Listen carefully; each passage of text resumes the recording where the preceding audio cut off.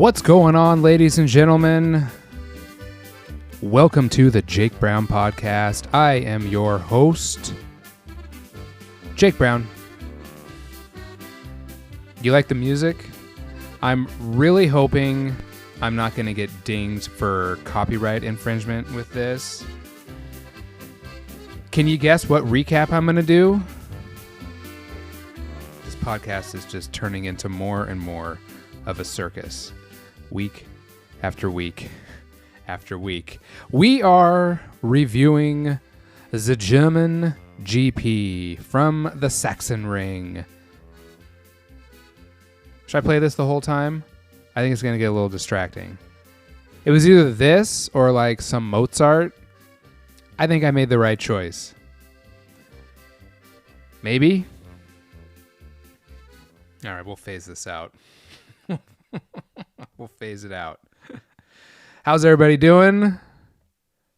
This really isn't going to be a long podcast because is anyone surprised by what transpired over this past weekend at the Sachsenring? Let's be honest. Is anybody actually surprised at the dominance that Marc Marquez displayed? I think the only real surprise, I have two surprises. One, that he did not get pole position. I don't know how, but he didn't get it. D'Antonio had one hell of a fucking lap out there, and I'm pretty sure he was following Marc on that last lap, and he ended up snagging pole and getting the all-time lap record.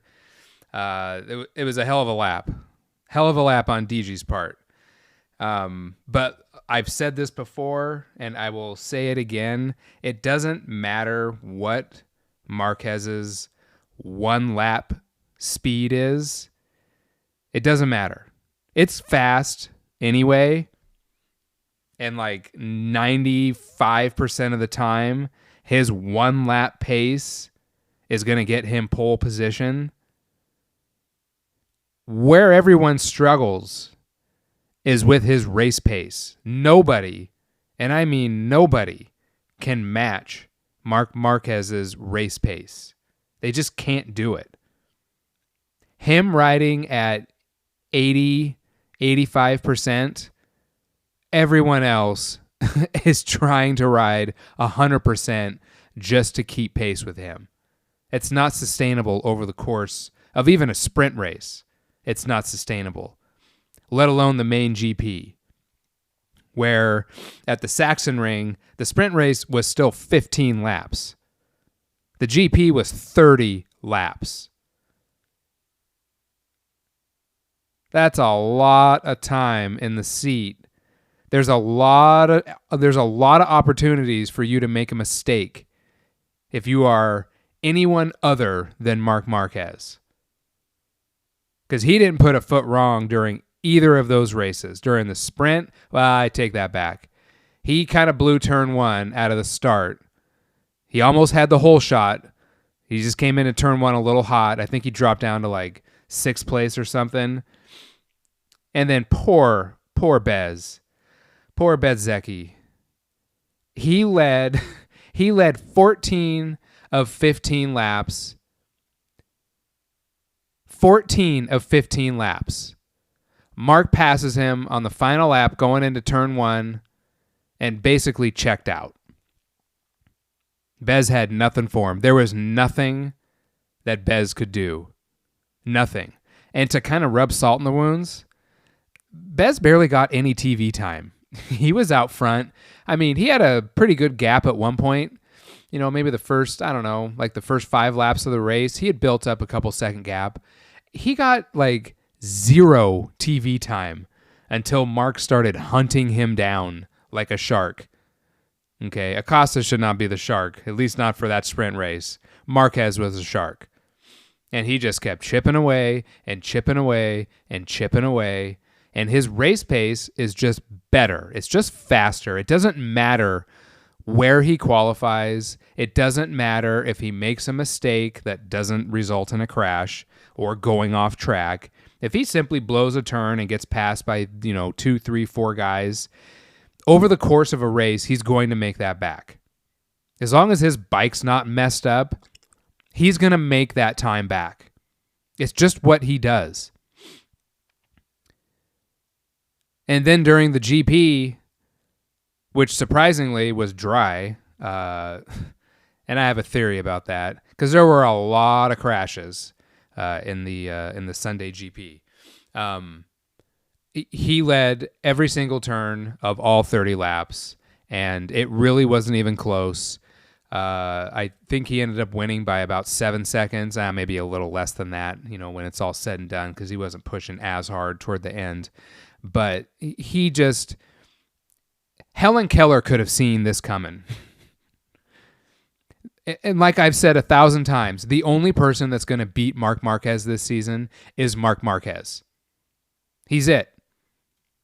If he fucks around and does something stupid or, pushes an issue that doesn't need to be pushed and has a crazy crash, or God forbid he injures himself, that's going to be the only thing that jeopardizes this title run this year. I'm not going to say that the title is as good as his, because just like no lead is safe when you're Marc Marquez, because as he's shown over the years, he will throw that bike away even if he's in first place. So it's no guarantee that he is going to win the 2025 MotoGP World Championship. But I wouldn't bet against it at this point. He seems to just be riding very mature. All that talent that he has demonstrated over the years on a Honda that definitely, you could argue was not the best bike week in and week out. There were a lot of tracks where the Honda just was not as good as maybe the Yamaha. And then as that Ducati started to come on, that Honda was not the best bike out there week in and week out. Marquez made it the best bike that it could possibly be, and probably made it a little better than it actually was. Now he's on the best bike, and he's hands down the best rider. And he doesn't appear to be riding like emotional. He's riding mature. So he's taken all that talent that he has and that brain of his, and he's just focused it on just his racecraft and riding mature and riding calm. And there's a time and a place to dice it up. But for the most part, he doesn't need to. He doesn't need to get mixed up with people in some bullshit out there. There's no need for that. He's so fast when it comes to his race pace, it doesn't really matter. He's going to wear you down, and then he's going to pass you, and then he's going to win. I'm not saying he's going to win every single sprint and every single GP the rest of this season. Someone's going to step up and give him a run for his money and probably beat him, one of these sprints. Something's going to happen. He's not going to, I don't think he's going to run the table the rest of the season. I mean, you never know. I don't think I'd take that bet. I wouldn't take that bet. But if he just keeps doing what he's doing, no one out there can touch him right now. Nobody. Now, I normally don't like to say that any race was boring, because none of these races are boring. There's something to be in awe of at every single one of these rounds that we've had this year, regardless of how dominant Marc Marquez has been. All right. Now, with that said, if I had to say that one of the rounds this season was maybe a little boring, I guess it would have to be this one. He dominated this race so bad. There was really no point in watching. Now, really, the only excitement was the fact that, okay, let me count. 1, 2, 3, 4, 5, 6, 7, 8 people crashed out of the race. 8 people, 3 in consecutive laps in turn 1. Poor Salvadori crashed twice And he crashed under a yellow flag into turn 1 after Agura took out poor Joan Mir. Good Lord. If this guy didn't have bad luck, he'd have no luck at all. Another DNF for him because Ogura, he tried to make a pass, but it looked like he was just in a weird line, tucked the front, and his bike just wiped out Mir, who was outside of him.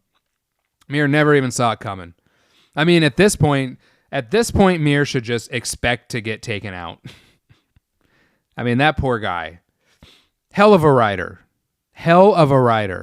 But he has had the absolute worst luck. I will say, if there is one silver lining, it seems like this year he's been relatively healthy.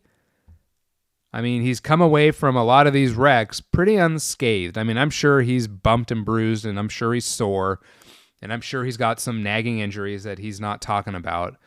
But he's walked away from all these wrecks that he's been having. He keeps walking away from them. So, I don't know. Silver lining, I guess. Mir, you're one tough SOB.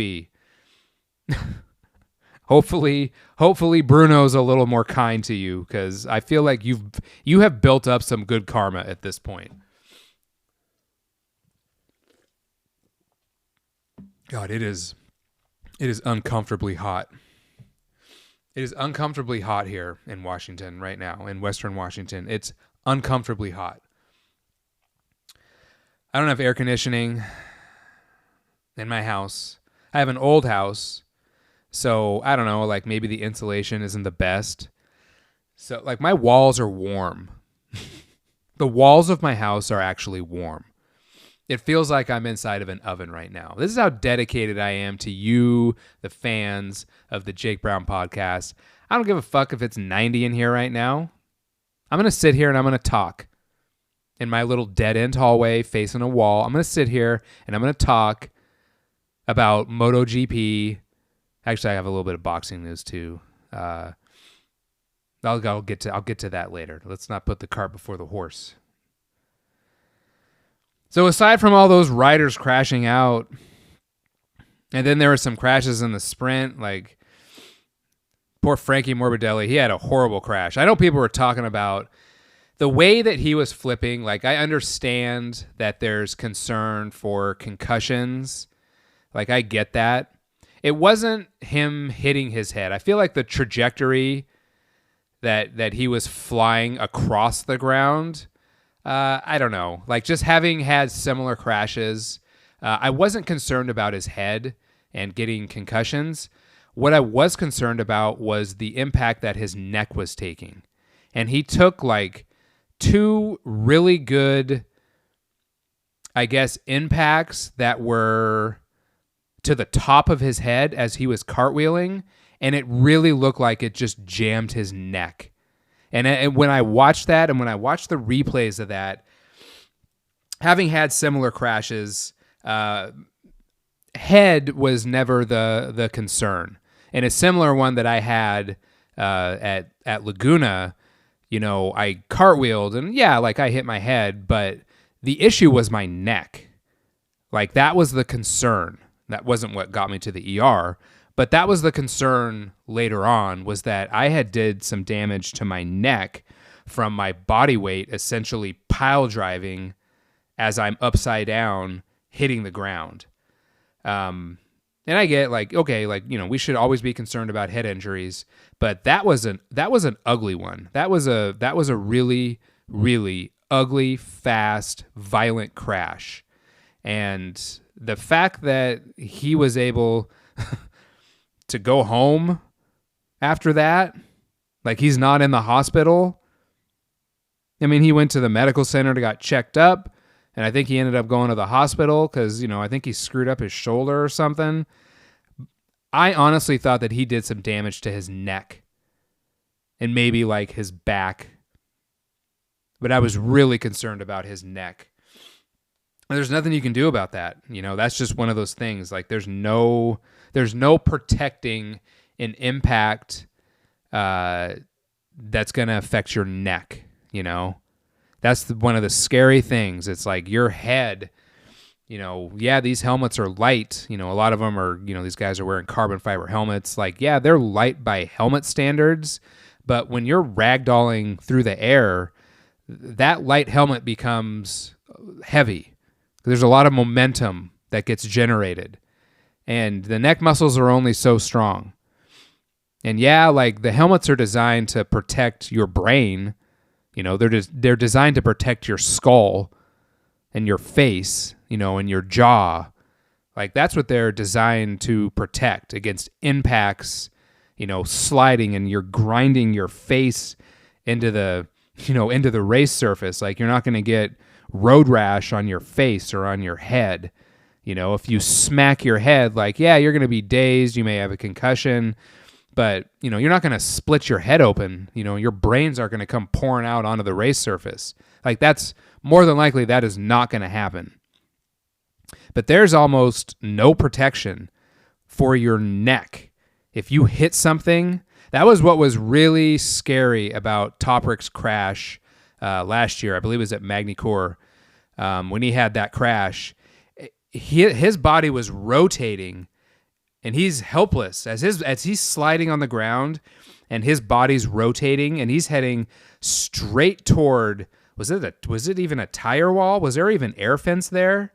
And he bounced off that wall, but he hit it at just the right angle that he missed going into it head first. Had he hit that fence going head first at the speed he was going, it probably would have killed him. It probably would have snapped his neck and it would have killed him. There's no protection. There is no protection for the neck. And that's one of the more scary things. And some of these wrecks, when these guys are ragdolling, through the gravel traps, that's what I think about. I guess as a former racer, that's the kind of thing that I look at and I think, holy shit, Toprak got lucky because he's completely helpless. As he's sliding and his body's spinning like a helicopter rotor, he has no control over his body. There's nothing you can do. Maybe you tuck your arms in so you don't bust an arm or dislocate a shoulder or something. But if you're rotating like that, as you're still spinning across the ground at 60, 70, 80 miles an hour, you just better hope that whatever you do hit, if you're going to hit something, you don't hit it head first. You don't hit it head first because you're going to kill yourself or you're going to break your neck and you're going to be paralyzed. So these wrecks where these guys are ragdolling, like Frankie, like he was ragdolling and he was cartwheeling through the gravel trap, and every time he's hitting the ground on like the top of his head, and the rest of his body is pile driving on top of his neck, I think he was very, very lucky to escape what probably could have been a very, very serious injury for someone who was maybe not in as good a shape, maybe a little less strong. But like I said, at that point, you're kind of helpless. You're helpless to the moment. It's just physics. Like you're helpless. You're helpless to the physics at that point. There's nothing you can do. There's nothing you can do. You're just along. You got your e-ticket stamped and you are along for the ride at that point. And you just pray to God that you don't hit something at a weird angle. Ideally, you don't want to hit anything in any of these tracks, whether it's Moto America, the BSB, World Superbike, MotoGP, you name a series, for the most part, a lot of these tracks now that, the top levels in any national series or any World Series, the tracks are all about as safe as they can be. Now, there are some, obviously there's exceptions, what happened to Toprak last year, that was weird. That was very, very unusual. You don't see that very often. And he just tucked the front in a weird spot and had a weird angle, and his trajectory was straight toward a tire wall that 99 times out of 100, nobody crashes at that angle.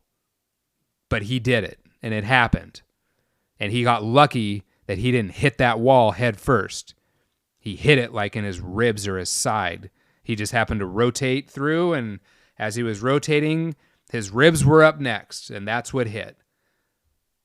But, imagine if he was maybe going 3 miles an hour slower or 3 miles an hour faster, and that happened. And now his trajectory is maybe the same, but his rotation has it to where now he hits that wall head first. Like, that's the kind of stuff that I think about when these guys are just ragdolling through gravel traps. So all the crashes, the grid was down. I think only 10 people finished the race. 10. It was literally a race of attrition in that GP. It was pretty crazy. Marquez just rode a perfect race because that's what he does now. I hope that there's no one seriously injured. I hope Frankie's going to be back. I haven't heard anything as to whether or not he's going to be at Bruno this weekend. I don't know. Maybe MotoGP has put something out, but I haven't seen anything yet. And I haven't seen anything from VR46. If I had to give a rider of the race award, I'm picking Luca Marini. He is, I think people are underestimating, one, the force that it takes to dislocate a hip, especially if it's not a part of a medical procedure. It takes a lot of force to dislocate your hip. It really does. Your hips do not want to dislocate. They just don't. That's the top of your femur going into your pelvis. That shit is locked and loaded in there. It does not want to come out. That's why when you have hip surgery, and again, I'm speaking from experience because I've blown my hip out and I had to have surgery to get the damage fixed. They put you in traction, and there's a whole method to how they have to get your hip dislocated and then put back into place. It's not just like, oh, yeah, it's out and it's back. It is not that simple. It is very traumatic. And that was, even though they did a bunch of work inside my hip and they fixed some stuff, the most pain that I experienced for maybe the first couple weeks was the actual trauma of them having to dislocate and then reset my hip. That's where the swelling came from. That's where all the bruising came from. That's where, the pain came from. That was the most trouble that I had walking, after the surgery that I had, was from them needing to dislocate my hip in order to do the procedure. So the fact that Luca Marini's out there not having his hip dislocated as part of a medical process, but having it violently ripped out of socket as part of a crash that he sustained while testing for Suzuka, to me, I was in pain just watching him go around the track. I could completely empathize with that.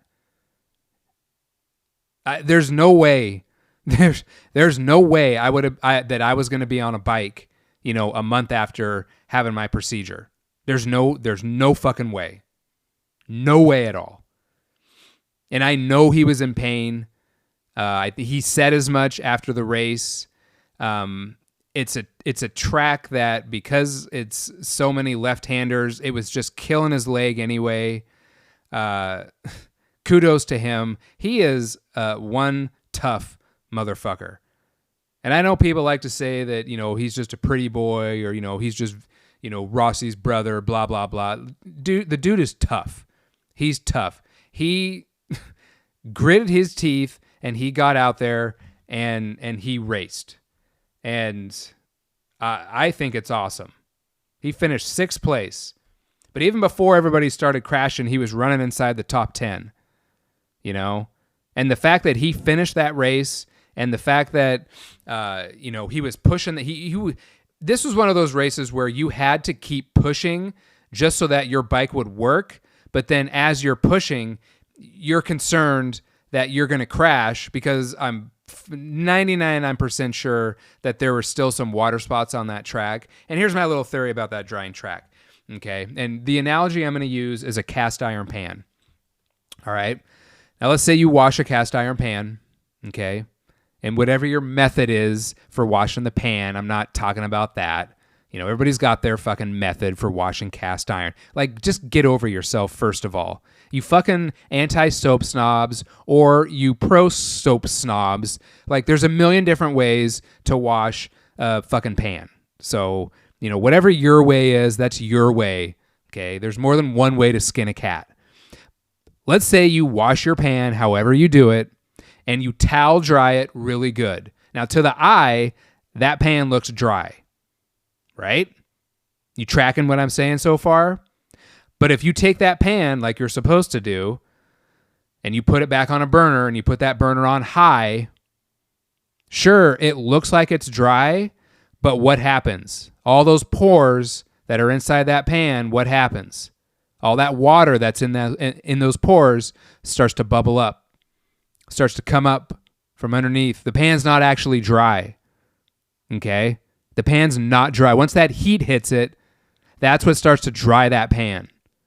And I think my theory, and you guys can all say I'm crazy. You're welcome to comment at Jake Brown Pod, at Jake Brown Pod on Twitter, on Instagram. Okay. You guys are all welcome to speak up and say that I'm full of shit and that I'm crazy. But my theory is that, yes, on the surface, it appeared to be dry. But as that sun was hitting the surface, small bits of water were starting to kind of bubble out as that race surface was drying. And I think that's what was causing some of those crashes. I think. That's just my theory. Maybe that's my hot take, was that the dry track wasn't actually dry. It was still a little bit wet in some spots, but you just couldn't see it. And once that sun hit it, and it started to raise that temperature a little bit, some of that water started to kind of work its way to the surface as it was evaporating. So that's my theory. 8 crashes is a lot of crashes in a race. At one point I'm thinking, is there oil on the track going into turn 1? Because we just had 3 people crash there in the span of 1 lap. And there were crashes other places. Acosta had a weird crash where he tucked the front. There's just weird crashes all over the place that day. The only non-weird crash was Agura, who was just pushing the front a little too hard, and when he tucked it and then wiped out Mir, but like Bez crashed in one, DG crashed in one, Agura crashed in one, Salvadori crashed in one, Mir got taken out, and one had some issues. And I get you kind of crest that hill a little bit, then you're going down, so the weight's coming off the front of your bike. And you're trying to brake, kind of almost going a little bit downhill, but I still think there's a little bit of moisture in the race surface, just a little bit. And sometimes a little bit can go a long way. And these bikes are so finicky, they're so finicky that these guys can be offline by a couple millimeters, and it can cause them to crash. They're literally on the razor's edge with these bikes. These bikes are so finicky, and you have to ride them hard. If you don't ride them hard, they don't work right. So that's my theory. All right, that's my theory. Either way, it was still a good race. It wasn't an entertaining race aside from, a bunch of people kind of crashing out. It was pretty boring. Again, Marquez, he just did what he does. He extended his lead by winning the sprint and winning the main. He extended his lead over his brother. His brother's now 83 points down. Second place is 83 points. That's a lot. That is a lot. Bagnaia found himself in third again by just riding consistent and being chill. I think he qualified 10th, but if he just finished the race, it's like at that point, I think he only had to pass a couple people, and then he was on the podium. DG's in 4th, Franco's still in 5th, and Bezecchi's in 6th. Really, the race is Mark's to lose at this point, the race for the World Championship. It's his to lose. So he'll decide if he wants to win it. If he keeps riding cool and chill and mature, he's going to win it. No one's making up 83 points on Marc Marquez the way that he's riding right now. Nobody's doing that. Nobody's doing that. But if he starts getting cray-cray, if he starts going loco and decides that he wants to start breaking track records on qualifying every single time, and, out of the start, he's just too hot into one all the time, and then he starts mixing it up with people he shouldn't be mixing it up. Like, anything can happen. When you get yourself, back in the pack, back in the meat grinder, anything can happen back there. And one crash can alter a whole season. One crash can alter your entire season. So if he just keeps riding cool and relies, if he really leans into his race pace and doesn't make, getting pole position a priority, if he just leans into the fact that his race pace is always going to be better, and, he just qualifies on the front row, whether it's first, second, or third, hell, even the front two rows, he's got a lot of wiggle room that he can play with. He can just qualify in 6th place, but he's close to the front, and his race pace is going to get him in the lead pretty much every single time. Like, what an ace in the hole to have. No one else can say that right now. Nobody. Everyone is fighting, clawing, scratching, tooth and nail to try to either be on the front row or on pole position. And realistically, Marc Marquez can be like, as long as I'm on anywhere on the first 2 rows, I'll be fine. Anywhere on the first 2 rows. It doesn't matter where. 6th place, whatever. 4th, okay. 3rd place, sure, put me on the front row. Put me on the front row. Pole position, all right. It's your funeral. Like, what an ace in the hole to have if you are Marc Marquez. Just knowing that everywhere you go, as long as you're within those top 6 places during qualifying, like, you're going to be fine. Nobody else can say that. Nobody else can. There's no one else that's out there that is saying to themselves, you know what? If I qualify 6th, I'm going to be fine. I'm probably still going to win. No one else is saying that. Nobody. So it's up to him. He's at 344 points. There are people who would kill to score that many points in an entire season. We are not even at the halfway point. We haven't even hit summer break yet. Dude, he's going to score 700 fucking points this year. That is unheard of. And I understand, sprint races. Hey, we are in the sprint race era now. So it is what it is. And in the sprint race era, nobody scored 700 points. And if Marquez just keeps doing what he's doing, he's going to score 700 points. That is wild. That is wild. I don't know what the over-under would be.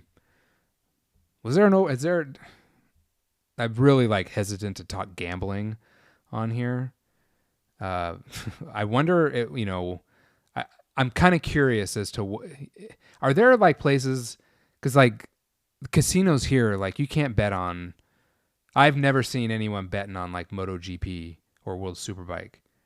And like I said, it's not that popular of a sport in this country that people would want to bet or even know what to bet. But there's a small demographic of people that are in the U.S. that they would definitely bet. There are some degenerates out there that they'll fucking bet on anything, first of all. But it's a sport, and it's a popular sport. Maybe not in this country, but around the rest of the world it is. It's very popular. There are people in this country who will bet on this. And I'm curious what the over-under was for total wins, either including the sprints or not including the sprints, and the over-under for points, for total points. That I think coming into this season, I don't know if I would have I don't think I would have picked him scoring 700 points or more coming in, because that just seems like such an unattainable number. But, I mean, now, Why the fuck not? It seems like easy money at this point. I still think that, he's going to have a couple stumbles here and there. He'll finish maybe a second or a third in some of these races. Like, I don't think he's going to run the table. But, I mean, would you take that bet right now? The way he's riding right now, would you take that bet?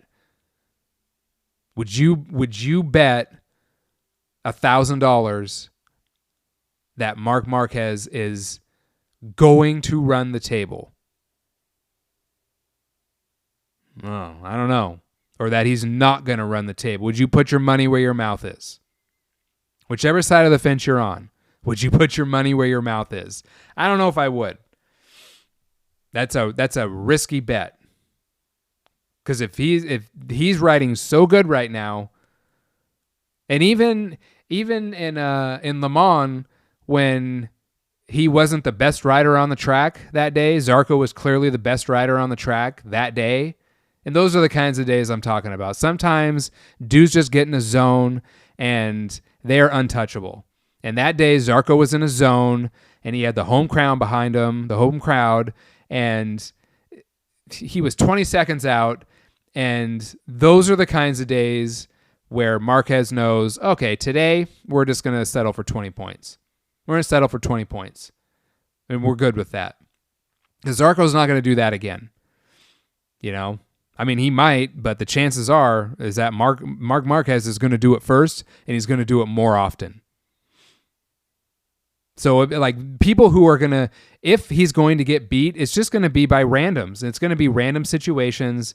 It'll be a rain race, or it'll be a flag to flag, or it'll be something weird that happens, where maybe he's got a 10-second fucking lead, and then there's like a red flag, and they're going to restart it, and then, his whole shot device doesn't engage.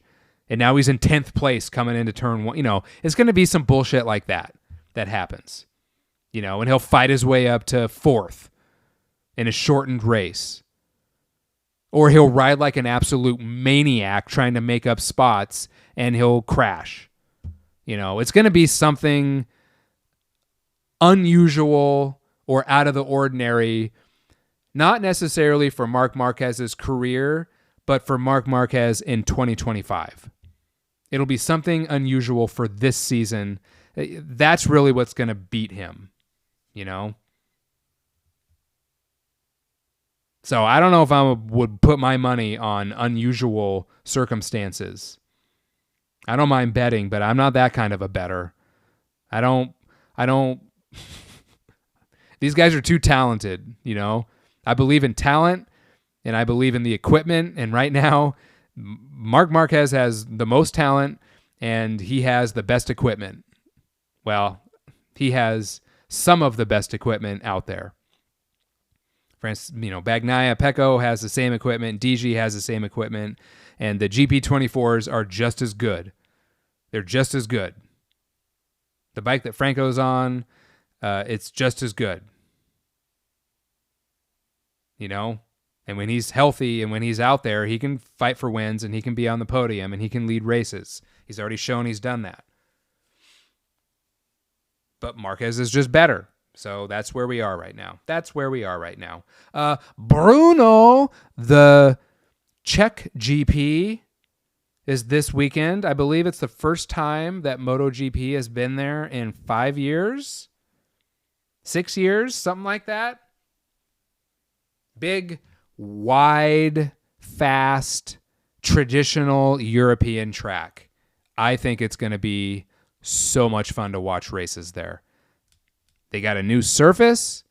It's going to be fast. It's going to be grippy. Yamaha tested there like a week ago. I guess they were 2 seconds under the lap record from the last time that MotoGP was there. So these dudes are going to be cooking at Brno. These dudes are going to be cooking. Trivia time. Name the rider whose family owns Brno. I should say former rider. And I don't know if his family still owns it, but I'm pretty sure they do. He actually scored a pole position, was kind of his career highlight. He had a pole position.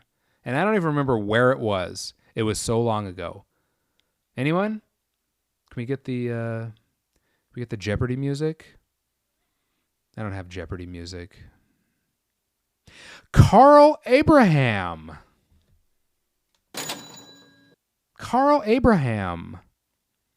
Yeah, one thing that kind of pissed me off was that, with him, the knock on him was that, he came from a wealthy family and they essentially, he brought so much money with him to whatever bike that he was on that he was allowed to race.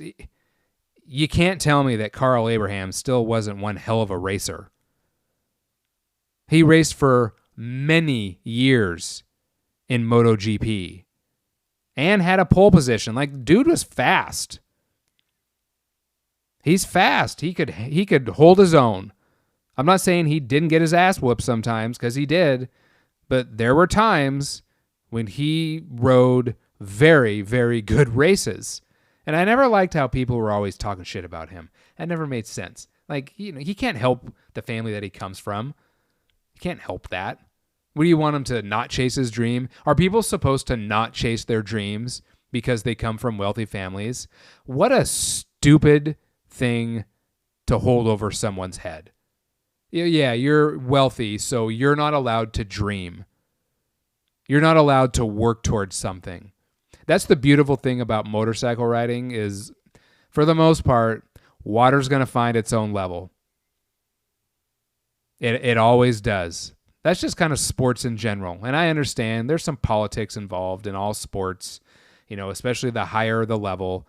But you're trying to tell me that right now that Chantra, Somkat Chantra, you trying to tell me that, he's better than Abraham? That he's having more success? Chantra is like 3 seconds off the pace every single weekend. And oftentimes looks lost out there. Abraham had a fucking pole position at one point. He's a hell of a rider. I don't understand why people are talking shit. Rich people can dream, poor people can dream, stupid people can dream, smart people can dream. Dreaming is for everybody, and I encourage everyone to dream, and I encourage everyone to chase your dreams. One of my dreams was to learn how to box. So obviously I had a little setback. The end of May, I got my nose busted during a intense sparring session. I kind of made it intense. Does that mean it's my fault? It's my fault because I didn't move my big ass nose out of the way. Sometimes you gotta raise the intensity a little bit. And I try to bring that to the gym. That's what I try to bring to the gym. Like, I'm cool going easy sometimes, but like, man, fuck that. Like, sometimes you just gotta up the ante. You gotta go a little harder. You gotta be a little meaner. Maybe you gotta talk a little bit of shit. You gotta set the tone. I enjoy doing that. I enjoy setting the tone. This time, the tone set me a little bit. So I had surgery I think the middle of June, somewhere in there. We're now a month post-surgery. The nose feels fucking awesome.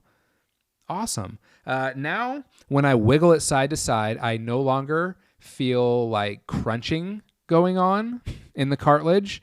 So that means that it's healing the way it's supposed to heal. It's solidifying. And in another month, so mid-August, I will be able to start sparring again. So practices, I'm really, man, it's like you do all this work and the payoff is like you get to get in the ring, like with motorcycles, you can do a bunch of training and stuff, but like the race is the payoff. Like track days are only so much fun. I'm not saying they aren't a good time. Like they are, you're out there with your friends and you work on some stuff, but the race is the reward, you know? Going out there and racing, that's why you do it. Okay? And for me, even though it's just sparring, the reward for all the work that I do on the heavy bag and all the footwork drills and all the conditioning and all the mitt work, like the reward for all that work week in and week out and week in and week out and day after day after day, the reward is being able to get in the ring and punch people in the face. That's the reward. And I miss that right now. And I understand I just have to be cool. So I'm trying to use this little break, as an opportunity just to work on my fundamentals and really work on my footwork and really work on my punch placement. But I cannot wait for mid-August. I cannot fucking wait. But I'm happy that the nose is healing. Man, I've been sleeping so much better. I didn't realize how poorly my breathing had become over the years from the first time that I broke it. And now, like when the doctor fixed both sides, and I sleep all through the night. Like that's never happens. Never happens. And I've been sleeping better and better and better and better. I quit smoking weed too. It's been, what's the date today? The 15th? It's been 4.5 months since I've touched weed.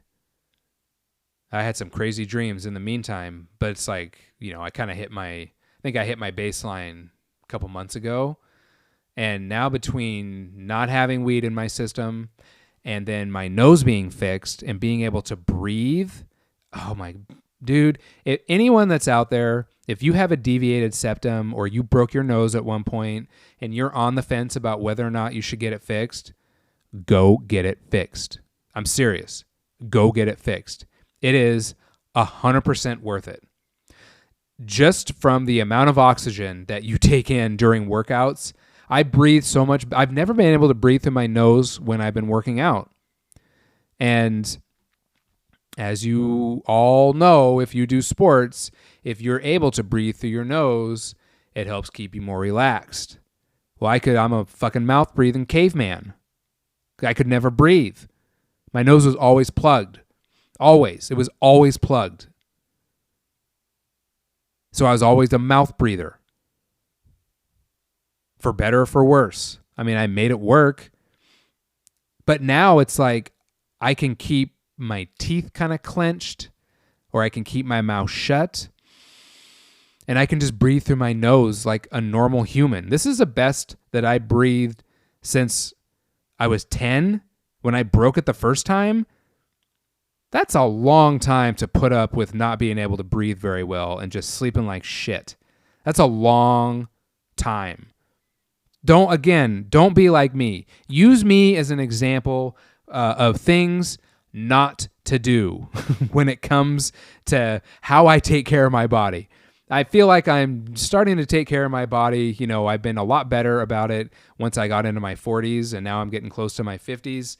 I'm a hell of a lot better at it now, but oh my God, I've abused myself and caused myself so much undue stress and trauma. Totally unnecessary. I could have fixed this 20, 30 years ago, and I just didn't. And I can't say I didn't know any better. Obviously, if you break your nose, you should probably get it fixed. But I was just too fucking lazy or too stupid or a combination of the two. I don't know. Take your pick. Take your pick. But it's fixed now. And in another month, I will finally get back in the ring. And I'm in there to punch. I'm punching fools in the face. And I'm punching them in the body. I'm punching them wherever. I mean, I'm not going to punch them in the back of the head or in the nuts. But you get my point. I'm punching arms. I'm punching fists. I'm punching faces, kidneys, livers. I'm punching it all. I'll probably get punched too. That's just part of the sport. So, I'll keep working on my defense. I tell you what I'm not going to do. Okay? Tell you what I'm not going to do. Not going to drop my fucking hands again. Not going to do that. I'm keeping something in front of my face from now on because I'm not going through this shit again. I'm not going through this again. This was horrible. This was horrible. But ultimately, it was worth it. Oh, shit. I love this music. I love this music. Fun fact about me, I'm half black and my white half is Polish. And when I was a kid and we'd go to my Polish side of the family, they essentially kind of play the same type of music. So we play this fucking polka music all the time. I listened to polka music a ton as a kid. A ton. I love this stuff. I mean, obviously they weren't speaking German, but it's fucking polka music, man. It's good stuff. All right, that's my show. Hope everyone's doing well. If you're in Western Washington, I hope you are drinking a lot of water because it's hot. But don't use the heat as an excuse to not get outside and exercise, even if you just go for a walk. And if you got to wait till later in the day or in the evening, then do that. But no excuses. You get out there and you fucking exercise. You get out there and you exercise. And you eat your meat and you eat your vegetables and chill out on the sugar and drink water. All right. I'll have another show next week. Till then, peace out.